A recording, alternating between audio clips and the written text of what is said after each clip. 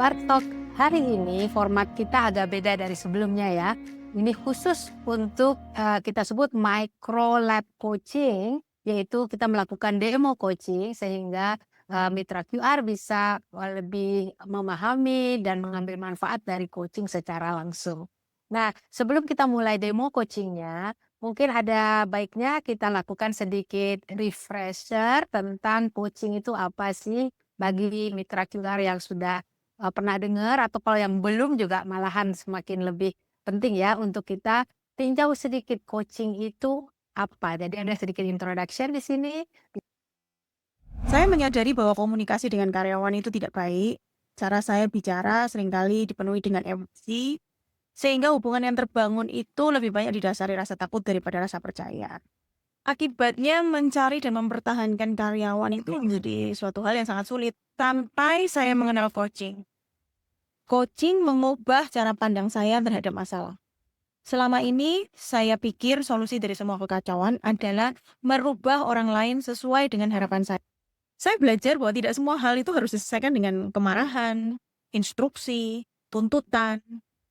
Saya mulai merasakan kekuatan dari bertanya. Dengan bertanya, saya bisa melihat sudut pandang yang selama ini saya nggak bisa lihat. Perubahan itu perlahan membuat saya lepas dari overthinking. Saya tidak lagi merasa harus mengontrol, mengawasi semuanya. Saya menjadi pribadi yang lebih tenang, lebih sadar diri, dan lebih bijak dalam menghadapi apapun. Namun yang membuat saya lebih bersyukur lagi bahwa perubahan saya itu tidak hanya membawa dampak positif di pekerjaan saya, tapi juga di keluarga saya, di rumah saya. Hari ini saya menyadari bahwa coaching tidak hanya mengubah cara saya memimpin orang lain, tapi coaching juga mengubah cara saya memimpin sendiri. Dari seseorang yang ingin mengubah semua orang menjadi seseorang yang mau terlebih dahulu bertumbuh dan memahami.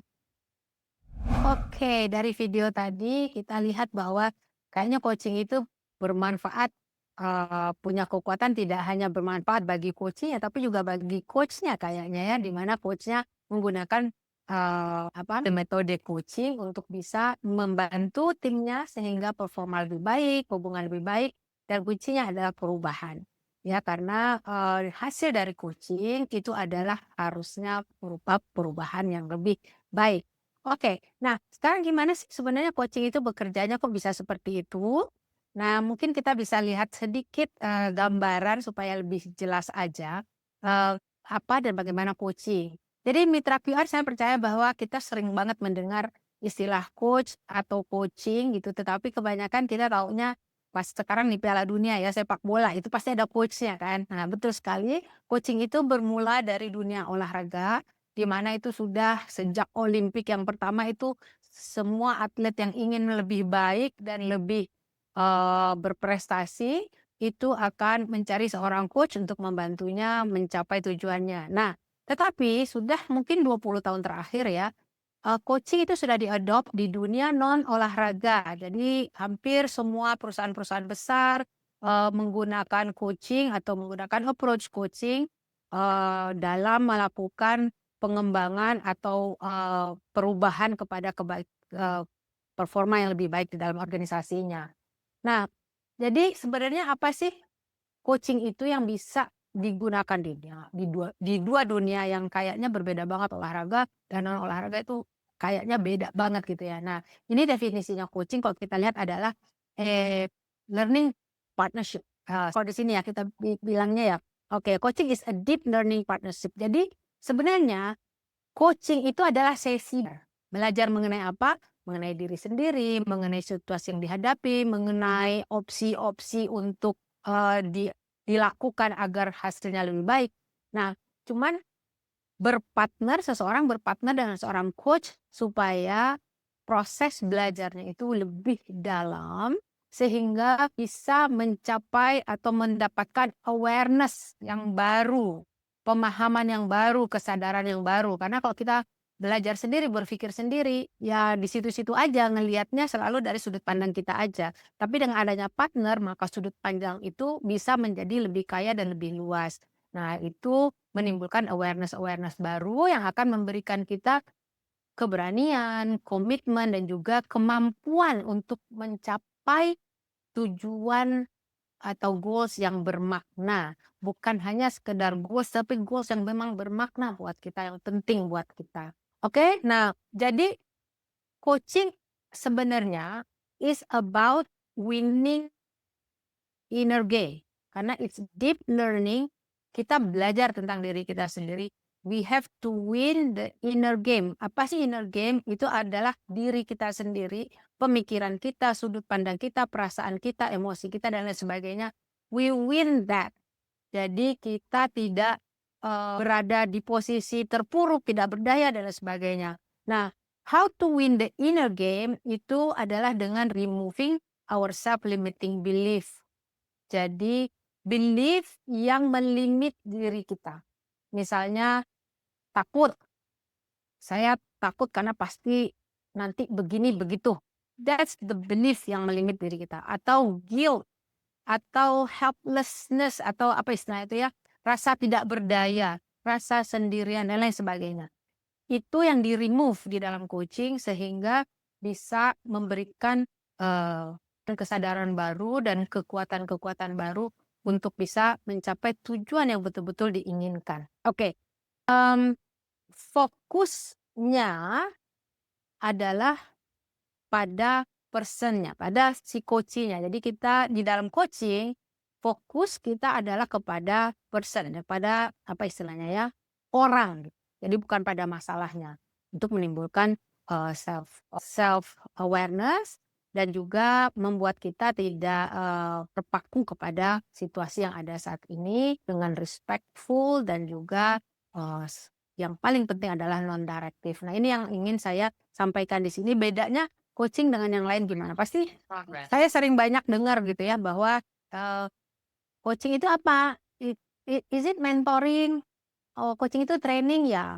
Oh, dan lain-lain sebagainya gitu. Nah, apakah coaching itu lebih baik dari yang lain? Ya, enggak juga ya. Kita tetap butuh training, butuh consulting, butuh mentoring, bahkan butuh konseling, terapi, dan sebagainya. Itu semua intervensi-intervensi yang kepada seseorang yang membuat dia menjadi lebih baik daripada kondisi dia saat ini. Nah, bedanya coaching dengan intervensi yang tadi, yang lain yang seperti training, konseling, mentoring, dan sebagainya itu adalah semua itu they tell us, mereka menyampaikan apa yang perlu disampaikan ya kalau dalam training ya, dan juga mereka sharing pengalaman mereka, mereka memberi instruksi dan juga memberi saran. Nah, itu yang kita sebut directive. Jadi they give us, they know the answer untuk masalah kita, sehingga mereka menginstruksikan kita sesuatu, menyampaikan sesuatu, menyarankan sesuatu, dan sharing pengalaman mereka atau apa yang mereka ketahui. Nah, bedanya coaching, they don't coach-nya tidak punya jawabannya tetapi punya pertanyaannya. Itu ya. Makanya kita sebut non-directive. Jadi coaching adalah di mana coaching mengajak kita belajar dengan memberikan pertanyaan-pertanyaan yang membuat kita berpikir. Gitu ya. Jadi tujuannya apa? Kita untuk mengelaborate, mengelicit, dan juga melakukan co-creation dan men-stretch pemikiran-pemikiran kita sehingga memberikan discovery baru ya, pertemuan baru itu, oh ternyata begitu, oh iya ya itu tidak terfikir. Nah, itu harusnya coaching itu memberikan momen-momen yang seperti itu, oke? Nah, coaching memang itu adalah suatu conversation. Jadi conversation bermakna tetapi tidak hanya sekedar ngobrol. Ada kan orang bilang coaching itu kayak kita curhat. Memang ada part curhatnya ya, jadi kayak coach itu sebagai sounding board itu benar, cuman di dalam coaching itu adalah conversation yang terstruktur gitu. Jadi ada strukturnya, di mana tujuannya adalah mencapai goals ya. Jadi strukturnya itu ya kita harus setting goals-nya dulu apa, lalu kita understand, clear tentang situasi kita, dan juga kita challenge pemikiran-pemikiran kita. Lalu sesudah itu melakukan action plan atau co-creation dan commit kepada action plan itu dan melakukan perubahan serta mengevaluasi perubahan. Secara garis besar itu seperti itu. Jadi cycle-nya coaching adalah seperti itu. Ya, jadi bukan hanya sekedar ngobrol yang curhat gitu. Oke? Nah, dari situ kita berharap coaching ini akan memberikan, apa istilahnya ya, membangun karakter dan juga membangun, self generating skills namanya. Karena kita terlatih untuk berpikir seperti itu, maka setiap menghadapi segala sesuatu, kita sudah terlatih untuk berpikir dan itu adalah self generating, nggak perlu dikasih tahu orang lagi, nggak perlu bingung lagi ketika menghadapi hal-hal tertentu atau challenge-challenge dalam hidup kita. Kira-kira kayak gitu sih. Introduction tentang coaching. Nah, dan teman-teman, cukup jelas untuk situasinya. Jadi kalau dalam melakukan demo coaching atau menyaksikan demo coaching, mitra QR akan melihat kira-kira bagaimana implementasi dari apa yang tadi sedikit saya sampaikan. Oke? Oke, tanpa berpanjang, takut waktunya kurang nih nanti ya. Kalau ada pertanyaan disimpan dulu, nanti kita ada, sesi tanya jawab. Mungkin kita langsung saja kepada sesi demo coaching di mana, coaching-nya sudah ada nih di sini nih. Yuk kita panggil aja, yuk coach yuk. Halo, terima kasih. Baik. Bisa ketemu di sini. Oke, apa kabar Jeff ya? Iya, Iya. Apa kabar? baik Ibu. Baik ya? Iya, Benar baik? kurang lebih baik. Kurang lebih baik. Jadi apa nih yang perlu saya yang perlu dibantu dalam sesi ini? Ya mungkin, pengen, berdiskusi atau membicarakan tentang, kita kerja kan udah lama, kita udah berkarir sudah lama, sudah ada peningkatan karir sampai jenjang, manajemen, tapi rasanya Pak masih stuck ya, rasanya masih belum berada di posisi itu sebenarnya. Maksudnya belum berada di posisi itu sebenarnya itu gimana? Di posisi jabatan saya sekarang kan sudah levelnya di manajemen, lebih tepatnya manajerial teknis, tetapi rasanya masih mengerjakan segala sesuatunya di luar posisi saya sekarang. Oke. Dan itu Mengganggu. oke, jadi sekarang, mau coaching ini gimana supaya, kerjaan dikerjakan itu memang sesuai dengan jabatan, dengan karir, perkembangan karirnya gitu? Itu yang dimaksud?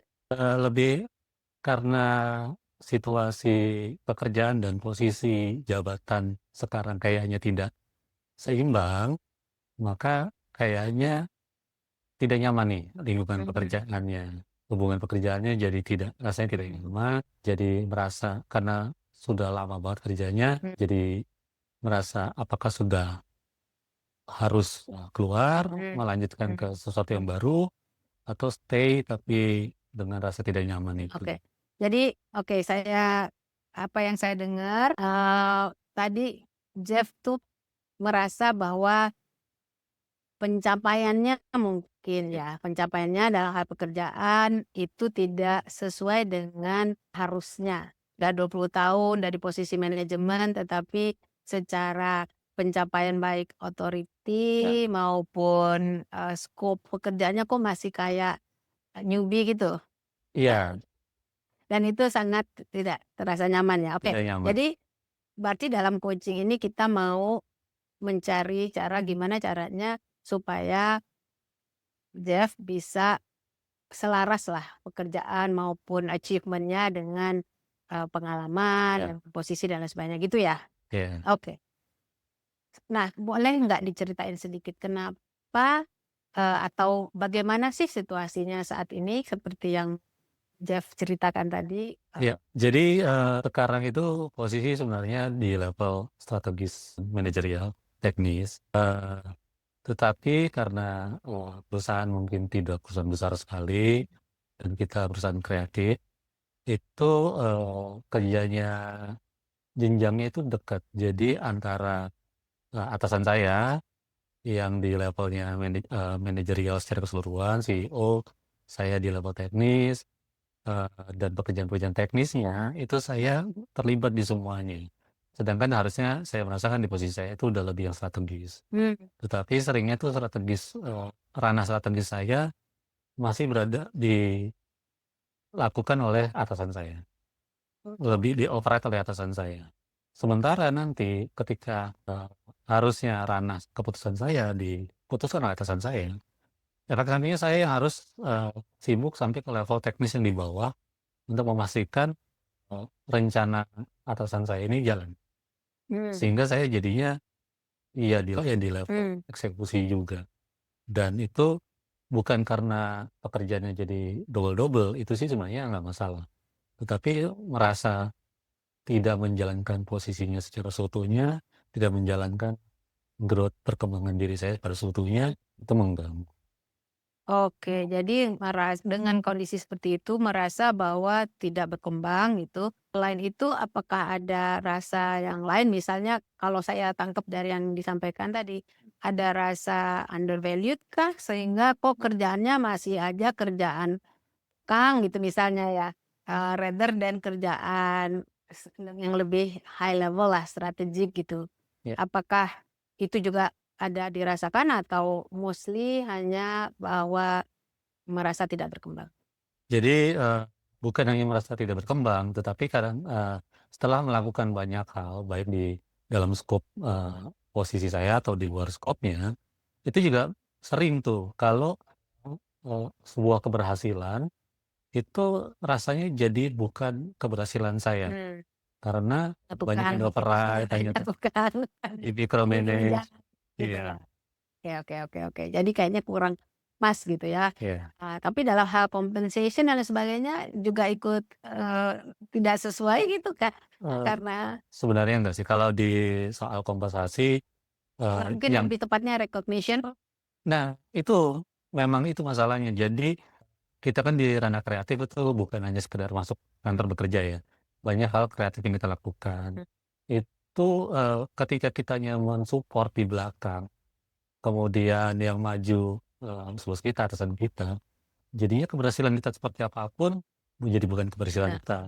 Kita hanya jadi seperti support system di belakang. oke Nggak apa-apa pada satu sisi ya, tapi di sisi lain ketika sudah 20 tahun lebih, itu jadi tidak cukup. oke. Jadi udah 20 tahun nih, Iya, 20 tahun polanya gini terus? iya. Oke. What is your role? Apa sih peranan kamu untuk membuat ini terjadi selama 20 tahun? Iya, dari awal karena memang background aku itu memang orang teknis dan suka teknis, jadi orang teknis biasanya kan memang mensupport, segala detail sebuah ideas di belakang ya. Tapi, ketika semakin naik ke jenjang proses yang strategis, sudah menjadi senior, kita kan tidak hanya berbicara yang di belakang layar. Ada, porsi perkembangan diri yang tingginya kita di depan. Tetapi, untuk berada di depan ini tuh, jadi seakan-akan, melewati area kita. Bahwa nanti kalau sebuah produksi berhasil, itu yang muncul ya bukan kita, Mmm, yang muncul adalah atasan kita. Kemudian, tidak pernah, menjadi kepuasan seutuhnya kalau ideas-nya kita itu memang kemudian di-take over sebagai mmm, ideas-nya. oke Ya walaupun sebenarnya sebagai ideas kantor ya pada umumnya ya. Tetapi ya, karena kita di belakang layar terus ya. oke. Jadi kalau boleh aku simpulkan itu, Jeff memang membiarkan itu terjadi dan menganggap ya saya memang di belakang layar, tetapi at the end of the day kok rasanya saya ini jadinya kemana gitu Kak? Iya, betul. Gitu ya? So, berarti kan it takes two to tango ya. Ya. Apa yang terjadi itu kan bukan karena satu sisi, tapi karena sisi yang lainnya. Mhm. Jadi peranan, kamu selama ini adalah menerima itu dan mencoba menelannya gitu ya? Sebagai Iya. komitmen. Mhm. Oke, menarik banget. Nah, kenapa ini sekarang jadi masalah? Jadi kalau sebenarnya, namanya berbagi peran, kalau komitmennya awalnya aku memang support system karena memang orang teknis, nggak masalah. Tapi kalau itu semua berhasil, kalau tidak ada masalah, rasanya akan lempeng-lempeng aja. Tetapi ketika, namanya hidup kan naik turun, pekerjaan, bisnis naik turun, ketika situasi itu terjadi, situasi kita mulai merasa kehilangan waktu kerja kita yang kita tidak, memiliki tidak menjalankan proses growth yang seutuhnya, ketika ada situasi kemunduran, kita tuh rasanya jadi kayak buang umur karir. Mmm. Yang ada, ketika masalah berantakan, ya kita kehilangan lebih segalanya. Oke, kalau boleh saya simpulkan berarti masalah itu muncul sekarang. Iya, Oke, jadi sebelum-sebelumnya aman, masih bisa ditolerir, sekarang muncul dan mengganggu gitu ya? dan Oke. Jadi Jeff itu udah 20 tahun berkarir, posisi sih naik, tetapi kok kayaknya perkembangan diri tuh nggak ada secara aktualnya lah ya, recognition, tidak ada, bisa tampil ke depan sehingga ya masih di posisi itu-itu aja rasanya seperti itu Iya. gitu kan ya. Mhm. Nah, dari yang diceritakan tadi, kira-kira dari yang kamu bicara tadi, Mhm. kira-kira nangkep masalahnya?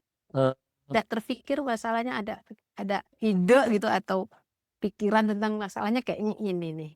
sementara sih kalau dari aku masalahnya mungkin karena terlalu di micromanage, dan aku merasa sekarang jadi merasa hanya sebagai support system, dan kalau berhasil bukan keberhasilan aku, kalau ada kesalahan ya aku jadi bersalah. Hmm. Itu membuat tidak nyaman ya bahwa rasanya kayak dimanfaatin ya gitu. Oke. Oke, jadi karena kamu merasa dimanfaatin, actual-nya dimanfaatin atau enggak kan tergantung Perspektif ya. perspektif ya, Ya. perspektif kamu merasa dimanfaatkan, sedangkan perspektif rekanmu mungkin ya kan kerjasama gitu ya. Iya, Nah, oke. Tapi kan ini yang ngerasain masalahnya sekarang kan kamu nih ya. Jadi dengan merasa dimanfaatkan dan di-recognize, di-block, tidak bisa tampil sehingga bisa katakanlah membangun perkembangan diri, personal branding dan lain sebagainya kayak gitu. Tapi masalahnya ada di mana sampai itu terjadi terus gitu? Karena kamu membiarkan itu terjadi dan baru sekarang mendapatkan hasilnya atau gimana? mungkin begitu. Jadi karena komitmennya awalnya sebagai support, kita berbagi peran, Hmm. ya memang harus komit ya. Tetapi kan Oke. kayaknya, puluhan tahun bekerja situasi berubah ya. Oke. Sudah tidak cukup begitu saja karena ada masa di mana setelah sekian lama bekerja, kita nggak bisa berada di posisi kita terus ya. Dan Oke. sekarang itu jadi masalah. Oke, jadi karena komit, ya udah deh dikerjain Iya, aja, toh kita akan mencapai hasil iya. yang kita inginkan. Oke, sekarang gimana cara menghadapi situasi itu sehingga kamu tidak dimanfaatkan tetapi benar-benar bisa mengembangkan diri dan seperti yang kamu mau gitu, bisa mulai menjalankan sesuatu yang strategis, yang, bisa muncul, bisa di-recognize, apa, gimana caranya itu? Ya, kalau ingin tumbuh kan, secara logika atau teori, kita harus bisa maju sendiri ya. Artinya kita harus lebih mandiri di Mhm. dalam keprofesionalan kita. Tetapi tidak semudah itu kan. Karena biar bagaimana terlibat di 20 tahun kolaborasi bekerja itu sudah banyak sekali asam garamnya, pengalaman, relationship-nya, sehingga antara berpikir tentang diri sendiri sama, menjaga komitmen awal tadi itu bertabrakan ya. Keinginan terhadap diri sendiri sama merasa kita punya peran yang harus dijaga itu nggak seimbang, agak bingung sih sebenarnya. Coba saya pahamin dulu ya. Jadi caranya menurut kamu harus mikirin diri sendiri, tetapi nggak bisa nih mikirin sendiri karena ada komitmen, Ya, gitu ya? Oh, oke. Emang nggak bisa ya mikirin diri sendiri sambil berkomitmen? tadi, ketika di dalam prakteknya, walaupun punya posisi, punya senioritas, pada kenyataannya bekerjanya itu selalu jadi support system, self authorization-nya kan jadi terbatas. Mmm. Kemudian merasa didominasi, padahal sudah dalam posisi senior yang tidak bisa didominasi harusnya, karena bukan anak buah lagi judulnya gitu kan. Eee, bekerja jadi tidak nyaman. Kalau kita berusaha mencari perubahan di tempat kerja kita, kita kayaknya kenal deh dengan sekian puluh tahun bekerja sekitar kita ini, kayaknya nggak ada ruang untuk membuat perubahan itu. Oh, Karena ada, orang-orang yang terlalu dominan lah di lingkungan kerja saya. Jadi, ya satu-satunya jalan mungkin memang menjadi lebih mandiri keluar. keluar. Oh, itu maksud mandirinya gitu. Iya. Jadi opsinya cuman keluar aja? Oh, keluar untuk melakukan Ya sesuai yang sesuai dengan kamu mau kan itu heeh, kan sendiri. Jadi meninggalkan relasi ini gitu ya, iya. partnership ini. Oke, memangnya nggak bisa kalau misalnya masih di dalam gitu ya? Karena ya entah asumsi atau apa ya, pada kenyataannya memang eee, peran saya itu cukup fundamental Mmm. gitu. Jadi kalau saya memisahkan diri artinya saya menimbulkan kegaduhan, menimbulkan Mhm. kekacauan, dan itu rasanya mengganggu prinsip kredibilitas saya tuh terhadap komitmen Mmm. support tadi. Mmm. Nah justru itu maksud saya kenapa harus keluar, kenapa nggak di dalam aja? Tetapi nah mandiri itu kan melakukan apa yang kamu pikir bisa kamu lakukan sendiri dan dengan kemampuanmu sendiri kan tanpa harus di apa tadi? diintervensi, diintervensi. di micromanage yang gitu-gitu. Udah pernah coba? Sudah sih pada hasilnya konflik of interest yang terjadi. Bahwa kita tuh kalau di lingkungan kerja ya harus 100% ngurusin arahnya tempat kerja kita, kantor kita. Kalau kita mau split menjalankan mau kita sendiri, pasti langsung konflik of interest waktu, energi, perhatian, dan itu pasti nggak seneng ya atasan kita. Atasan nggak suka, kamu juga mungkin nggak suka juga gitu kah? Sebenarnya kalau waktunya diberikan, hitungannya kerja double pun nggak apa-apa gitu. Antara kewajiban sama self actualization kita jalan bersama. Tetapi ternyata lebih membuat rasa dianggap tidak fokus sama malah salah. Jadi masalah juga gitu. Iya. Ini udah berapa lama mikirin untuk kalau mandiri itu ya saya harus keluar itu? Udah berapa lama sih? Lama ya, lumayan ya, tahunan ya. Udah, insya Allah. Kenapa? Nggak di jalanan, what stopping you? Ya tadi, itu kayak berasa egois. Berasa egois. Karena mikirin kepentingan sendiri. Tetapi semakin hari memang semakin nggak cukup ya si itu gitu, semakin mengganggu. Apalagi ketika misalnya di tempat kerja ini ada masalah, yang jadinya kita tambah terbeban, dianggap bersalah juga, padahal dalam prosesnya banyak ranah kita yang di-override, terus kemudian ada kesalahan, kita dianggap penyumbang kesalahan, ya nggak bisa terusan kayak begitu. Oh, tetap diem aja, udah mikir-mikir doang bertahun tapi nggak take action. Ya kepinginnya sih bisa melanjutkan, move on, tapi tetap baik-baik aja. Yang mungkin agak sulit ya. Rasanya sulit dan bayang. Ya tadi aja ketika mencoba di dalam self actualization tapi masih berada di dalam kan ada konflik of interest. Ada kemudian ada perdebatan kurang fokus sama pekerjaan. Ya itu kan jadi. Kan dia seneng dong kalau misalnya saya keluar aja deh gitu. Enggak. Tadi kalau saya tinggal begitu aja mendadak pasti bikin masalah. Jadi pengennya keluar itu udah bulat ya, itu satu-satunya cara. Cuman yang holding you back, yang stopping you adalah nggak enak karena pasti menimbulkan masalah gitu. Jadi sebenarnya yang dimau tuh apa? Dua-duanya itu. Enggak sih. Sebenarnya lebih pingin pada akhirnya berpikir diri sendiri harus mampu kan. Harus mampu self actualization-nya sampai lebih mandiri. Enggak lagi jadi support system orang aja. Itu keinginan. Lebih ingin mandiri. Tapi tetap maunya baik-baik. Tetap baik-baik. Sedangkan baik-baik itu realitas susah. Gimana untuk bikin itu nggak susah? Yang sekarang kepikiran sih pelan-pelan ya. Pelan-pelan, good. Gimana tuh? Kan kalau membuat perubahan itu selalu ada yang berdampak. Jadi mungkin perubahannya dibuat supaya orang tidak kaget. Pelan itu seperti apa? Mulai mencari kesibukannya, mau nggak mau ya memang lebih sibuk ya, melakukan hal sendiri sama menjalankan kewajiban, dan sambil menyiapkan supaya ketika saya tinggal beneran nggak masalah. Nggak masalah. Walaupun nggak tahu ya. Nah itu nggak ada garansi kan? Ya nggak bisa dibuktiin sampai nanti terbukti ya. Gimana kalau misalnya terbuktinya ternyata heboh juga, sesudah dijalanin ternyata heboh juga tuh. Nggak baik, quote and quote nggak baik-baik juga. So what you need to think about? Salah satu kenapa pengen keluar tuh bukan cuma karena self actualization-nya, tetapi harus bisa berhasil mandiri itu karena punya tanggung jawab keluarga, masa depan keluarga. Ya nanti mungkin pilihannya untuk bisa merasa meninggalkan adalah bahwa ada greater interest yang dibelain. Sekarang belum ada? Ya sebenarnya tadi self actualization sama ada masalah mencari masa depan keluarga supaya lebih mandiri. Untuk masa depan keluarga ya menjadi mandiri itu. Tapi tetap nggak enak. Tapi saya bentar. Oke. I got it. Jadi kamu akan coba pelan-pelan, tapi pada saat misalnya aku refresh sedikit ya. Pelan-pelan itu kamu mau kasih waktu dirimu berapa lama? Hitungannya bulanan sih kali ya, nggak bisa pelan 1-2 minggu ya enggak. Bulanan, berapa bulan nih? 3 bulan, 6 bulan mungkin ya. Saya 3 bulan 6 bulan. Ketika 3 bulan 6 bulan, kamu berharapnya kamu bisa bye-bye dengan ChatGPT kan, baik harapannya. What that is, itu nggak kejadian. Tetap misalnya terjadi konflik, terjadi kehebohan, padahal your timeline tuh udah up gitu. Iya, udah harus pergi.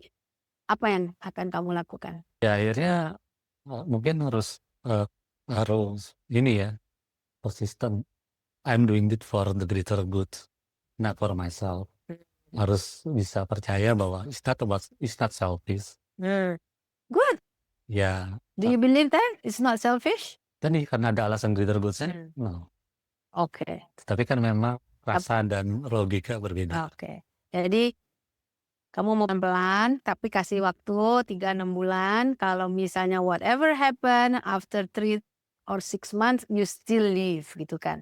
Oke. Semoga tidak apa-apa. Apa yang clear buat kamu sekarang nih? Dari kamu masuk tadi sampai saat ini. Is there something clearer? Ya, itu sih, goal-nya memang mesti dipastiin. Kalau udah mastiin goal-nya, jalannya ya macam-macam. Mungkin yang aku pilih jalan pelan. Mungkin ada orang lain langsung aja. Itu kan beda orang, beda cara. Tapi goal, Dan lebih certain nggak? ya, ketika goals-nya lebih diperjelas, alasannya jadi lebih kuat. Oke. Mengalahkan rasa Oke. bersalah itu. Oke. Ada nggak yang ingin kamu antisipasi sebelum menjalankan your plan? Yang perlu diantisipasi atau untuk memastikan plan kamu itu pasti jalan. Kamu nggak mundur lagi, ragu lagi gitu. Ya, kan masalahnya ketika maju mundur itu karena keraguan, rasa takut bersalah. Ya mungkin antisipasinya adalah memastikan yang dilakukan itu fair. Apa yang dilakukan untuk diri sendiri memang pada tempatnya, bahwa aku berhak for greater goods, bukan egois. Ya antisipasinya adalah menjaga logika itu dan mungkin menjaga kalau misalnya tetap dianggap salah atau ada yang marah, ya we have our own choices ya. Oke, aku pengen nih supaya mind state-nya saat ini kamu kayaknya kan mantep nih ya, supaya nggak surut lagi. Is there anything that you need to tell yourself? Kalau misalnya tiba-tiba kamu nggak berani lagi, aduh nggak ini lagi, apa yang perlu kamu sampaikan kepada dirimu supaya your mind state yang saat ini itu enggak rusak lagi gitu? Ya itu like I have a greater responsibility, more important than my work, that I work for my family. Menurut aku cara yang terbaik untuk menjamin keluarga itu adalah memastikan diri itu mampu. Tidak lagi menjadi support system orang. Kalau ngapain aja nggak apa-apa, tapi kalau yang kita support bermasalah, kita cuma langsung jadi dapat masalahnya aja. Oke. Menjadi berdaya diri sendiri itu lebih penting. Oke, good. Kapan mau dimulai? Segera itu kapan? Ya sebenarnya sudah dimulai. Segala rencana apa yang mau dilakukan, apa harus dipersiapkan. Tetapi reelsnya Karena lebih certain gitu ya. Oke, how you feel? memang berdiskusi seperti ini atau self dialog kadang memang membantu memastikan goalsnya. Oke. Bagus ya, ada yang mau ditanya sebelum kita tutup? Ya paling itu aja sih. Mungkin kadang-kadang kita tuh gak terjebak di perasaan yang maya ya, semu ya. Jadi bagaimana sih caranya kita mengatur pikiran kita untuk membedakan mana yang truth, mana yang real, mana yang hanya asumsi bayangan. Sehingga kita berpikirnya lebih pasti. Oke, tercapai nggak tujuan coaching hari ini? Capai sih. Tercapai ya, oke, good. Sukses ya. Oke, Mitra QR, itulah demo coaching singkat. Semoga ada yang bisa diambil atau dipahami ya untuk lebih memahami coaching dan bisa memanfaatkan kekuatan dari coaching untuk kehidupan kita sehari-hari di kantor, di rumah, di mana saja. Lanjutnya saya serahkan kembali kepada host. Coaching di sini aja, mungkin nanti ada yang mau tanya.